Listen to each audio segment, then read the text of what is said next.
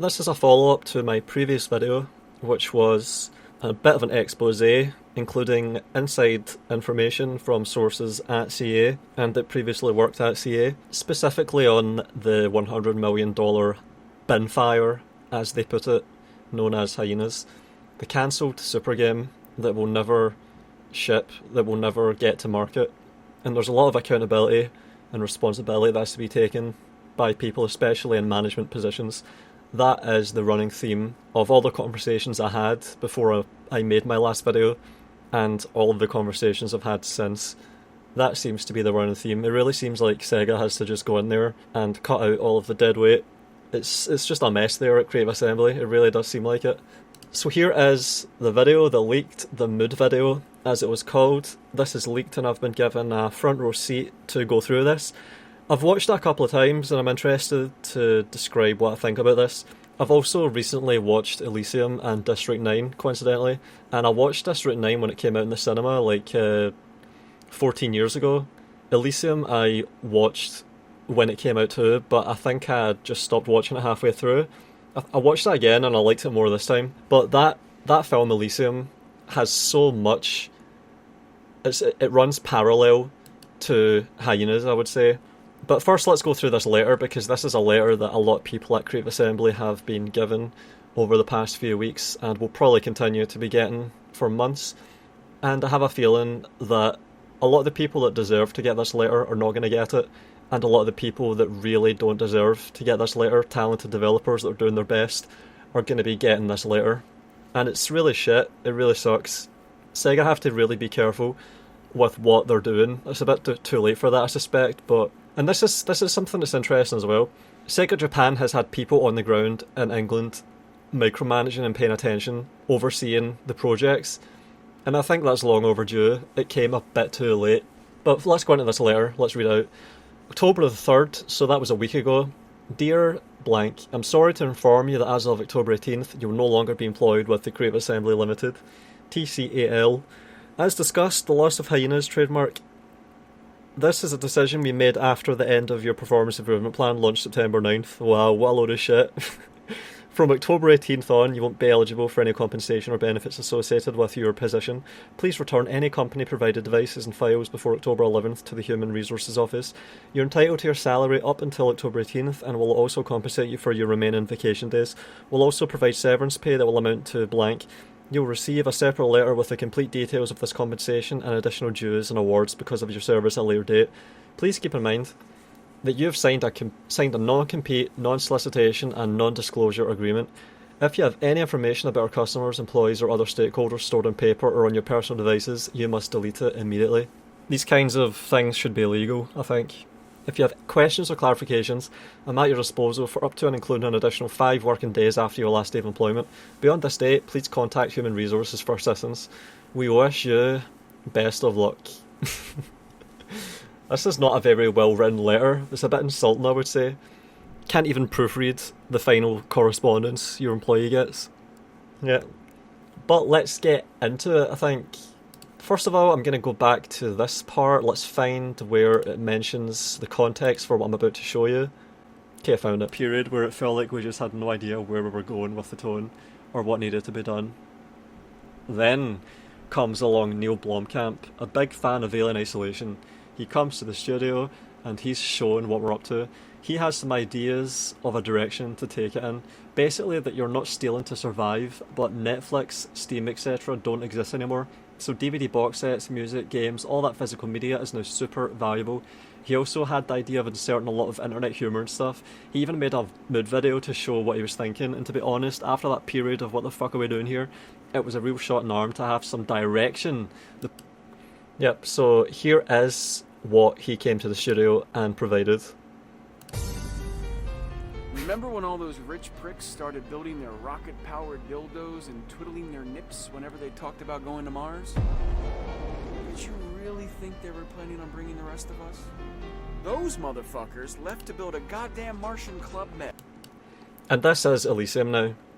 This is why I say it runs parallel to Elysium. The plot of Elysium is that there is an elite class, it's a plutocracy, and all of the richest people have fled to International Space Station that orbits the Earth, that is a paradise. They took all their wealth with them, and I think I'm not sure if it's in the film, but I think it's sustained with the workforce back on Earth. So it's a bit of a class warfare, class conflict thing.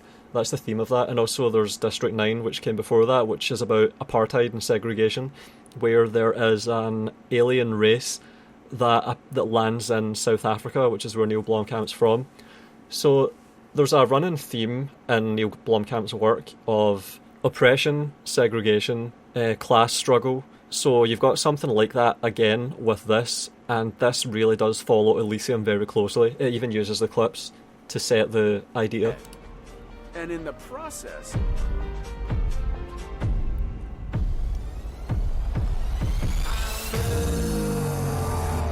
I'm not sure what this is from, what film this is here. This might be another one of his own films, or maybe some other sci-fi.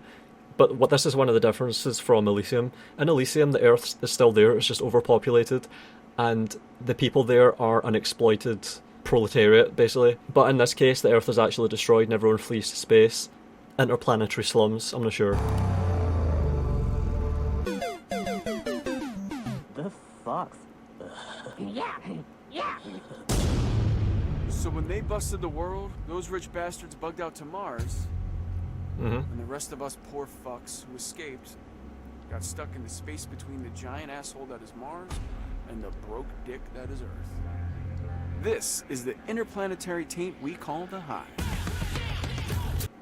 Alright, yeah, so there is the Hive, the taint, which is a giant slum.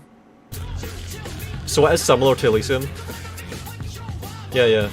Bet you're excited. A little scared, too. I've never stepped away from home. It's a I don't know where that's from, but that reminds me of Blade Runner there. dark, cramped life, and everything smells like balls. Jinkies! But it's home.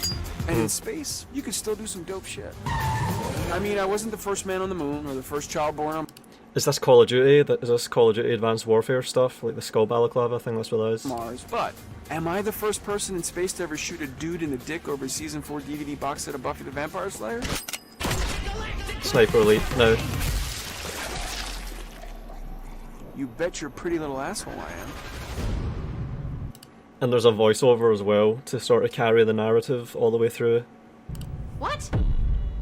When Earth screwed the pooch, the clouds shat the bed. What you talking about, Willie?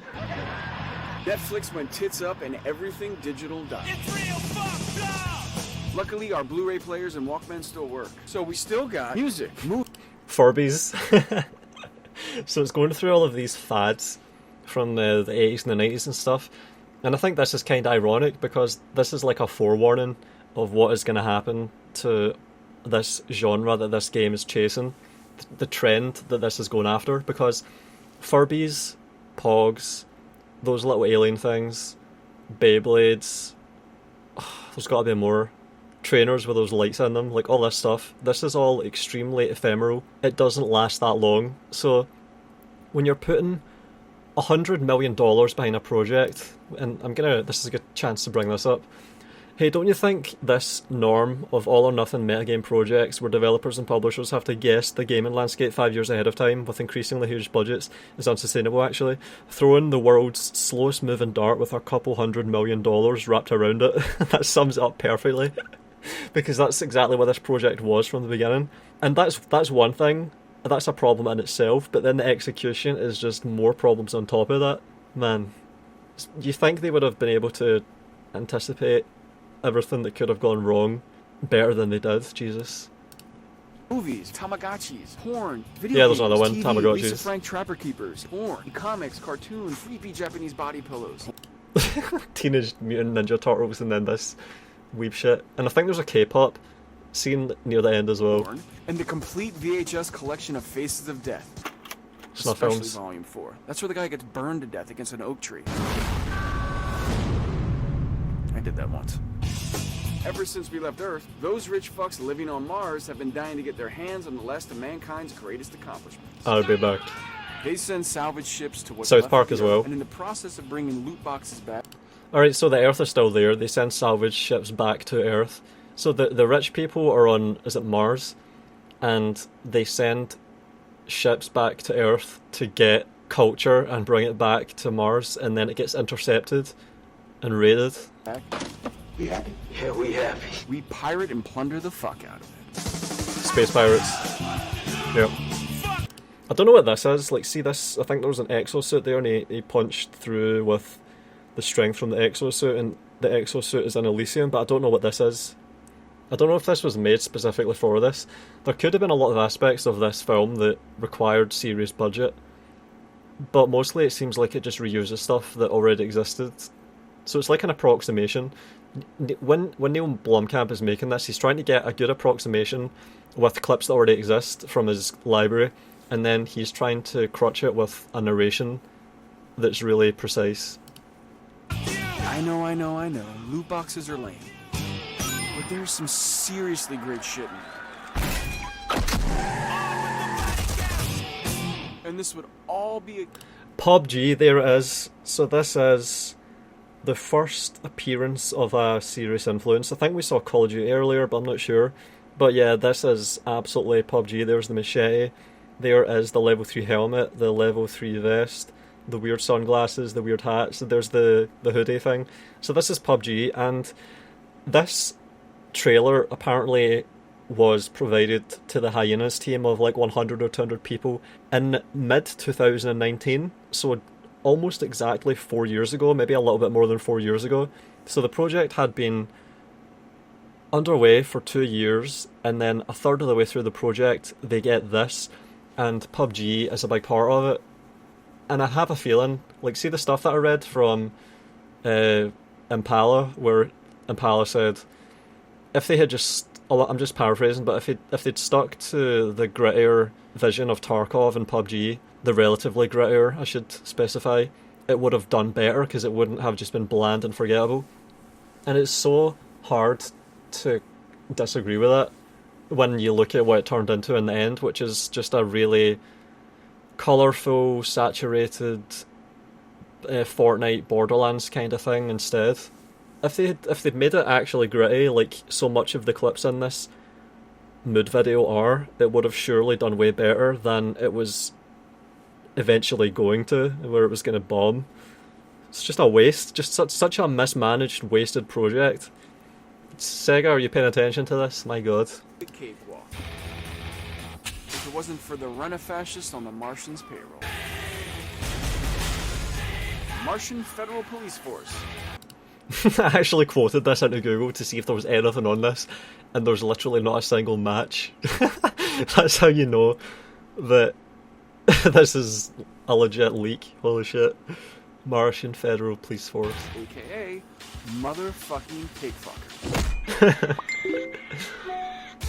And there is the stuff about memes popping up on the UI. This is it. It's all matching up. It's all lining up with all of the testimonies that have been given from XCA.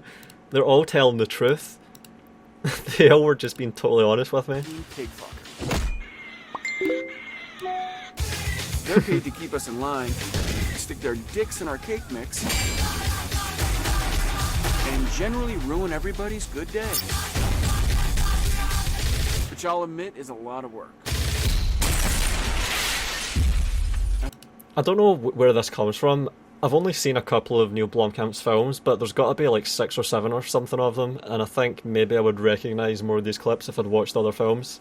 And I think these kind of things look like they're from a feature-length movie, you know, so I keep thinking that there's got to be a film that I've just not watched where this is from. I mean, there are a lot of verandos over here. Test your might. Vinnie Jones. The hooligan, origin Manchester United Kingdom, best loot, David Beckham's teeth, skills, explosives, expert. This shit is... This is actually funny, all this segment of the whole thing. It's got Fresh Prince of Bel-Air as well. Oh my god. The hardcore gamer, origin, gang CO Gu, South Korea. The South Korean gamer stereotype, StarCraft, fucking 500 APM nerd. Best loot, a box of GTX 1080s from Nvidia. And that kind of dates this. Skills, unparalleled focus. That's like I can kind of take that as a compliment there. That's funny. The Muscle, Origin, Curitiba, Brazil, Best Loot, Celine Dion concert t-shirt, skills, extremely violent. And that's that UFC fighter, isn't it? The female one, the Brazilian female UFC. I can't remember what her name is. It's like the... Chris Cyborg, that's it. The War Criminal, Origin, Odek, Uganda, Best Loot, Bart Simpson, button. What does it say then if you press it? Eat my shorts. Skills, immoral brutality. Amoral, not immoral. Oh shit. Right there, I'll tell you how I became the prince of a town called... The used car salesman. Origin, as Americans say, Des Moines. Des Moines. Iowa, Best Loot, Chevy, Corvette, ball cap, skills. Proficient with an M4, drives a hard bargain. Chevy, Corvette, ball cap. Oh, fuck. The White Rapper, Origin, Houston, Texas. Best Loot, Slick Rick's eye patch. Slick Rick. Skills, semi-athletic, can learn the guns. And it's like a character selection screen as well. Life in the hive is raw, desperate, and dangerous. Do you still have dreams? My biggest dream? I can't remember. It was so big, like I couldn't remember it. That's because the hive. Oh my god. I don't even know who that was, but that's some rapper guy. I thought, see when I saw that segment here, where is it? Here? Yeah, here. I thought this was Vanilla Ice or something. Like, what is this from? What the hell is this from? The White Rapper. Yeah. And Louis Theroux doing an interview. My biggest dream? What the fuck? I can't remember. It was so big, like I couldn't remember it. That's because the hive is where... What is this from? This looks like a 90s music video. Or a early 2000s music video at the moment. Yeah. Dreams go to die. So, what do we do to keep ourselves semi-insane? How do... That's gotta be one of his films there, like that shit. I think I've seen that guy before in one of Blomkamp's films. It might have even been Elysium. He looks familiar. I've not seen him with this appearance, but I think I've seen him before. Insane? How do we survive? We grab our guns. I love the power glove. We get our crew. Like, what is that from as well? I don't know what this is. I'm so curious about all these aspects of this, like where he's getting all this from. And then there's PUBG Mobile. So they showed the actual PUBG, and then they show PUBG Mobile. We get our crew, and we fuck And what is this? shit up. And that is PUBG there, absolutely. Oh man, see the way they hold the guns and everything? It's just so obviously PUBG. What gun is this though? This has got to be the mobile version or something. I don't remember this gun. We fight other gangs, you know, PvP style. And this looks like PUBG as well. This is... I think this is one of the YouTube... Is it a zombie or something? A zombie game mode that they had for some event? Yeah, this reminds me of the actual PUBG YouTube channel. And then this is COD. You can tell with the kill feed. I've not played a COD in like almost 10 years, but I watch Warzone sometimes. A particular sort of violent, nihilistic gangster culture has become the fashion. And that is Fallout New Vegas, maybe? Is that dinosaur room? Is that the room where you get the laser blaster thing? It looks like it. That's what that looks like to me. My god, I think I remember looting these shelves and everything. But yeah, that's the bloody mess perk in New Vegas there. I'm pretty sure this is New Vegas. It's got to be Fallout 3 New Vegas or Fallout 4, one of those. It looks like New Vegas to me.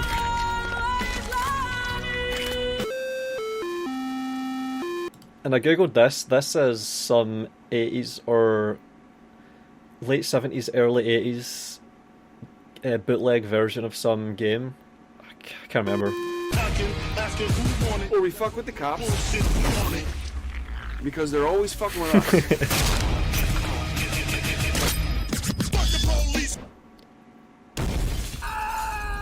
Did I do that? But if you and your squad are really feeling it, What are those clips from? you get on one of Marvin's cargo ships Yeah, what is this? What is all this here? and make like a fucking Somali pirate. I'm the captain now.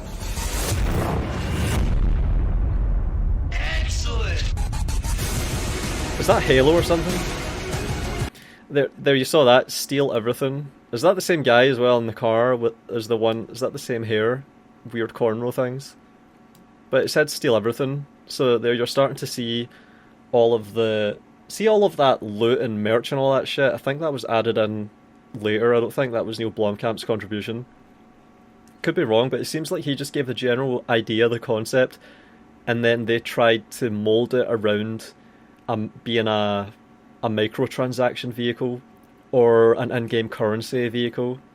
They tried to commodify all of the like Sonic old game consoles, all of the Sega IP stuff. They wanted to commodify all of that and make players want to accumulate it and use real world money to do it. So I think they took what was a not so cynical concept from Neill Blomkamp that was similar to Elysium, and then they tried to twist it and pervert it into what ultimately was slated to be the most cynical microtransaction free-to-play crap. I would really like to know what was going on inside the studio's heads, like all the people that work there when the announcement came that they were going to do a microtransaction model free-to-play in the end, because that is so at odds with all of this anti-capitalist class struggle stuff that just runs right through all of District 9, Elysium, early concept development for this. It's just so at odds with it. I would just be embarrassed to see it twisted into that in the end. What is that? Is that a drug lab or something? Money laundering. Every clip that's here is here for a reason. Piles of money, like in Breaking Bad. Fuck the rules. Yeah, there's the K-pop bit. So, K-pop is rampant, out of control, unregulated capitalism, extremely exploitative. So I don't know what that's doing there. It might just be for the imagery of it, I don't know. Oh yeah, and that's from Elysium. That's when... So Matt Damon's character's over there shooting a real gun, and this guy gets gibleted through the walls. I think you can even see it spalling out of the wall there. Yeah. King Kong ain't got shit on me! And there it is, the CA logo. Oh man. So it's legit, it's authentic. And that is what was meant to give creative direction to a team of what I presume is 100 or 200 people for a project that costed $100 million. This is what they brought in to steer the project, and to substantiate that, I'll just quote another one of my hyena cubs that got away. I was a fan of Alien Isolation and hoped we'd be building a sequel, perhaps a grand sci-fi combat game, Aliens Isolation. The tone was grittier then, with some excellent concept art, but something was off about the vibe in the studio. I tried to work as best I could. I think a lot of what is said in your leak fits with what I saw. A lot of very talented people, but an uncertain direction. It seemed like over and over, a lot of work got done and was then scrapped as direction changed. A sense of frustration and concern under the forced bonhomie. However, the combat system seemed to work quite well and be fun to play. Perhaps it can be used in the future for something else. Neill was invited to the studio to help, and it seemed to work a bit. I'm sorry for the people who are now being laid off into an uncertain future and their families. My heart goes out to them. If you have questions, I can try to answer them. And then I've got some more from last week that I forgot to include, but should have.